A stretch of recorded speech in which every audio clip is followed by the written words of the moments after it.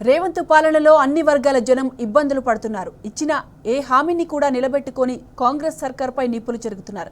ఇక హస్తం పార్టీకి తగిన శాస్తి తప్పదని హెచ్చరిస్తున్నారు. కాంగ్రెస్ ప్రభుత్వంపై ప్రజల్లో ఏ స్థాయిలో వ్యతిరేకత ఉందో వారి మాటల్లోనే విందాం.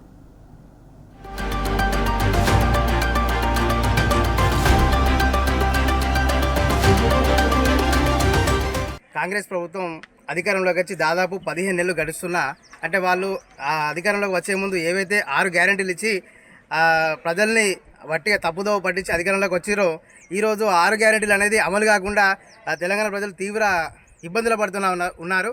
ఎందుకంటే మహిళలకు 2,500 రూపాయలు వాళ్ళు ఇస్తా అని చెప్పన్నారు నెలకు. ఇప్పటి వరకు ఒక్క మహిళకు కూడా 2,500 రూపాయలు వాళ్ళ అకౌంట్లో జమ కాలేదు. ఇట్లా ప్రతి ఒక్కటి కూడా అంటే తెలంగాణ ప్రజల్ని మోసం చేసి 6 గ్యారెంటీలు అని చెప్పి 420 హామీలు మొత్తం కాంగ్రెస్ ప్రభుత్వం 420 హామీలు అందులో ఏ ఒక్క హామీ కూడా నెరవేర్చకుండా తూతూ మంత్రంగా ఏదో రైతు బంధు ఇస్తున్నా, రైతు భరోసా ఇస్తున్నా, 50%, 40% ఇచ్చి నేను 100% ఇచ్చిన రైతులకు అని చెప్పి చెప్పుకుంటా ఉంది కాంగ్రెస్ పార్టీ. ఇట్లా ఎన్ని రోజులు ఇంకా తెలంగాణ ప్రజల్ని మోసం చేస్తూ ఉంటుంది. దయచేసి తెలంగాణ ప్రజలకు న్యాయం జరగాలి. మీరు ఏవైతే గ్యారెంటీలు చెప్పి అధికారంలోకి వచ్చిరో తప్పకుండా మీ యొక్క హామీలను నెరవేర్చి తెలంగాణ ప్రజలకు న్యాయం చేకూరాలని కోరుకుంటా ఉన్నా.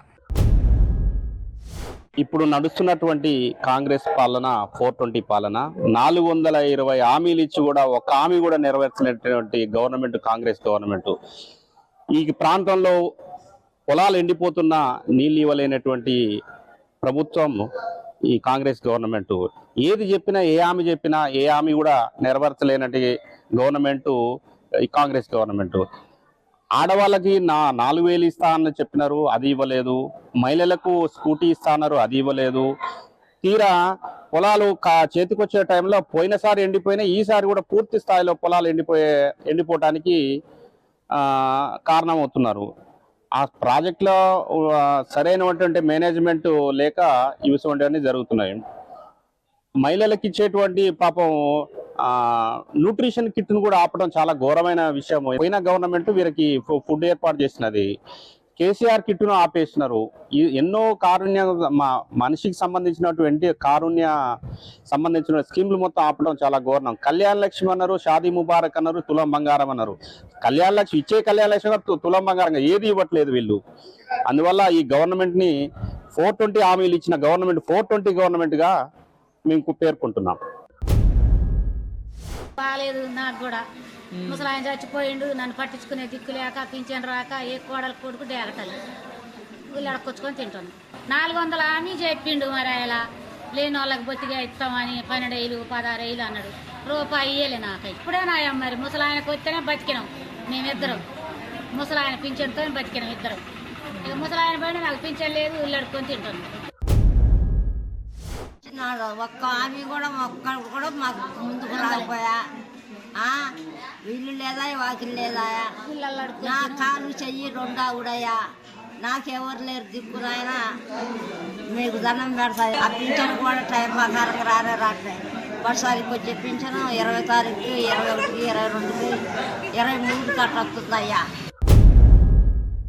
ఈ రేవంత్ రెడ్డి ప్రభుత్వం 420 హామీలు ఇచ్చి 420 డేస్ దాటిపోయినా కూడా అందులో వారు చేసిన హామీలు సరిగా చూస్తే 4 హామీలు కూడా వారు సరిగా అమలు చేయలేకపోయారు. ఇదంతా తెలంగాణ ప్రజలు గమనిస్తా ఉన్నారు. రాబోయే రోజుల్లో వారికి సరి అయిన గుణపాఠం చెప్తారు. వారు ఏదో కొత్త మార్పు చేస్తాం అన్నారు, కానీ వారు తెచ్చే మార్పులు ఏమి లేవు. పాత పేర్లు తీసేసి కొత్త పేర్లు పెట్టుకుంటా వస్తుంది ప్రభుత్వం. కనీసం నీళ్లు కూడా ఇవ్వలేక పంటలు ఎన్నో ఎండిపోతా ఉన్నాయి చేతికొచ్చే దశలో. అయితే ఈ 420 హామీలు ఇచ్చిన ప్రభుత్వం కనీసం టయానికి కూడా పెన్షన్ ఇవ్వలేకపోతుంది. 2,000 రూపాయలతోటి 4,000 ఇస్తామని చెప్పేసి అన్నారు. ఆ 4,000 అందరికి స్కూటీలు ఇస్తామన్నారు, స్కూటీలు అడిగిపోయినాయి. ప్రతి ఒక్కరికి ఇప్పుడు మామ అత్తకే వస్తుంది, కానీ కోళ్ళకు కూడా ప్రతి నెల 2,500 ఇస్తామని చెప్పేసి అన్నారు. అది ఏది కూడా సరిగా ఇవ్వలేదు.